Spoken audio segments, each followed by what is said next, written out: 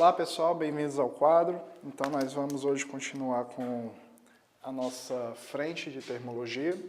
E na última aula nós havíamos visto sobre a temperatura, nós demos a introdução de termologia, demos alguns conceitos básicos de calor. E hoje nós vamos estudar os efeitos causados pela temperatura. Bom, o primeiro efeito que nós vamos utilizar hoje, que nós vamos estudar, é a chamada dilatação térmica. Bom, a dilatação térmica nós estudamos sobre dois casos, Existe a dilatação térmica dos sólidos, ok? E existe a dilatação térmica dos líquidos.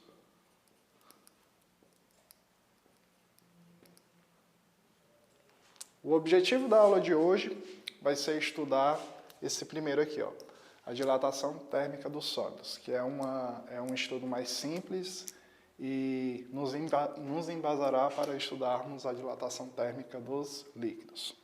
Ok? Bom, então, sobre a dilatação térmica dos sólidos,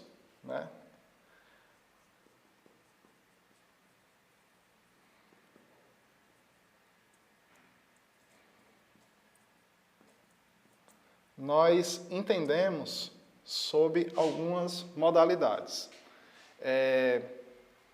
Nós estudamos a dilatação linear. A dilatação linear dos sólidos tem a ver com o aumento ou a diminuição do comprimento em uma direção. Bom, eu acho que eu esqueci de falar o que significa dilatação, Bom, a dilatação, ela vai significar exatamente o aumento ou a diminuição do tamanho do objeto quando este está sob o efeito da temperatura. Por exemplo, se você aumenta a temperatura de um objeto, como nós estudamos na aula passada, as partículas que constituem esse objeto, elas estarão sob um grau de agitação maior. E o efeito físico que nós observamos é exatamente o aumento do seu tamanho. Como nós estamos trabalhando aqui nesse primeiro caso, a dilatação mais simples, que é a dilatação linear, ela acontece sob uma única direção. Então, essa é a característica fundamental, Uma direção. Ok? Bom, como é que se dá, então, esse aumento ou diminuição do comprimento na dilatação linear? Bom, para visualizar esse efeito, vamos estudar aqui o seguinte exemplo simples. Certo? Imagina que você tem aqui uma barra metálica, ou pode ser feita de qualquer outro material. Ela está fixada aqui em uma das extremidades. Certo? E essa barra, ela está inicialmente a uma temperatura T0, ok? Aí nós vamos aumentar a temperatura da barra e observar o que acontece com o seu comprimento. Ao você aumentar a temperatura da barra, você vai observar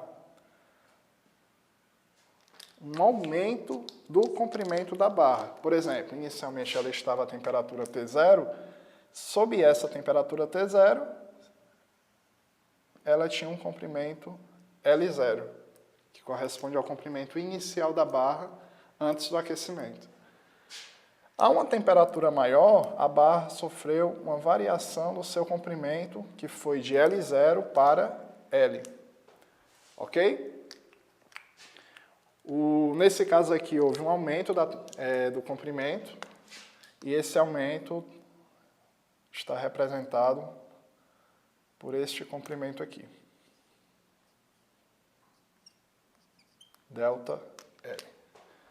Ok? Experimentalmente, observa-se que essa variação do comprimento está diretamente relacionada ao comprimento inicial da barra e à variação da temperatura da barra. Certo? Sob uma lei matemática que os físicos chegaram sob a observação deste fenômeno, eles observaram que o comprimento, essa variação do comprimento da barra é diretamente proporcional ao comprimento inicial da barra e a variação da temperatura sofrido pela mesma, em que este coeficiente de proporcionalidade, eles deram um nome especial. Eles chamaram de coeficiente de dilatação térmica da barra, ou coeficiente de dilatação linear da barra, certo? Representado por essa letra grega alfa. A unidade dessa constante de proporcionalidade, se você olhar para a expressão, para a lei física, é fácil chegar, né? Porque a dimensão do coeficiente de dilatação vai estar diretamente relacionada com a dimensão da variação de temperatura, que é, dependendo da escala utilizada na medição da temperatura dessa barra antes e depois, esse coeficiente vai estar relacionado com, por exemplo, se aqui nós estivermos avaliando sobre a temperatura em graus Celsius, então a unidade do coeficiente de dilatação térmica é graus Celsius a menos 1. Porque vai ser obtido quando se você isolar aqui o coeficiente de dilatação térmica, você vai obter 1 sobre a variação da temperatura, já que a dimensão de comprimento vai cancelar, ok? Então, esta é a unidade dessa constante, ok? E nós também, como está graus Celsius a menos 1, nós também costumamos chamar graus Celsius recíproco, justamente porque é obtido pelo inverso da temperatura, da unidade da temperatura, ok? Bom, então essa é a lei matemática que exprime a lei da dilatação linear, certo? Vou destacar ela aqui para você. Mas é comum aparecer em questões o cara interessado não na variação do comprimento, mas no comprimento final sofrido pela barra. Bom, para chegar a isso é bem simples, notando que ΔL é o quê? É L menos L0. Não é isso? É o comprimento final menos o comprimento inicial. Bom, mas nós chegamos que ΔL, quer dizer, é obtido experimentalmente que o ΔL é dado por essa expressão. Então, substituindo aqui embaixo, você vai obter alfa, que multiplica L0, que multiplica ΔT, igual a L menos L0. Perfeito? Se você isolar o comprimento final, né, da barra, que é o nosso objetivo, nós vamos obter L igual a L0 mais L0, que multiplica alfa, vezes a variação da temperatura. Agora, como último passo desse conjunto de passos, basta você colocar o termo em comum em evidência aqui, que nada mais é do que o L0.